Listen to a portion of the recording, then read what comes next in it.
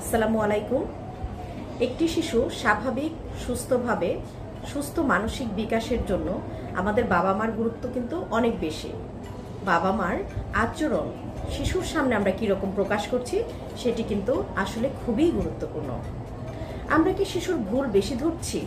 মানে বাচ্চার প্রত্যেকটা স্টেপ, বাচ্চার প্রতিটা কাজেই কি আমরা ভুল ধরছি?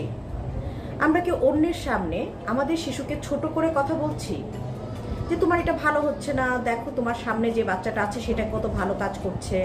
এই যে অন্য শিশুর সাথে তুলনা করা, অমুকে তো ভালো রেজাল্ট করেছে, তোমার রেজাল্ট হচ্ছে না, দেখো কি সুন্দর করে কথা বলে, তুমি পারছো না, এগুলো করছি।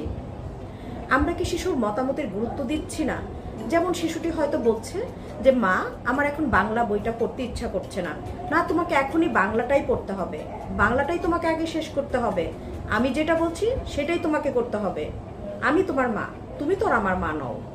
তাহলে এই ধরনের আচরণগুলো আমরা শিশুর সঙ্গে করছি কিনা আমরা অবশ্যই অভিভাবক যারা আছি, আমরা প্যারেন্টস যারা আছি, গার্জিয়ান যারা আছি, তারা একটু খেয়াল করব। কারণ এই যে আমি কতগুলো কথা বললাম, এগুলো যদি সত্যি আমি আমার শিশুর সঙ্গে করি তাহলে আমার বুঝতে হবে আমার শিশুর মানসিক বিকাশে আমি নিজেই একটি বাধা হয়ে দাঁড়াচ্ছি এবং শিশুর আত্মবিশ্বাস কমে যাচ্ছে।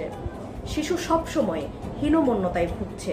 যে কোনো কাজে তার নিজের যে একটা ডিসিশন নেওয়ার, যে কোনো কাজে সঠিক যে নির্বাচনটা করা, সঠিক তথ্যটা কাউকে দেওয়া, সব বিষয়ে যেন নিজেকে গুটিয়ে রাখে, নিজের আত্মসমালোচনায় ইয়েতে ভুগতে থাকে, মানে আত্মবিশ্বাস তার থাকে না এবং মনে করে যে আমাকে দ্বারা আসলে কিছুই হবে না, কারণ আমার কোনো কিছুই কারোর ভালো লাগে না এবং বাবা মা আমাকে বলে আমার সব কিছুই ভুল, আমি যা বলি, আমি যা করি সব কিছুতেই ভুল আছে।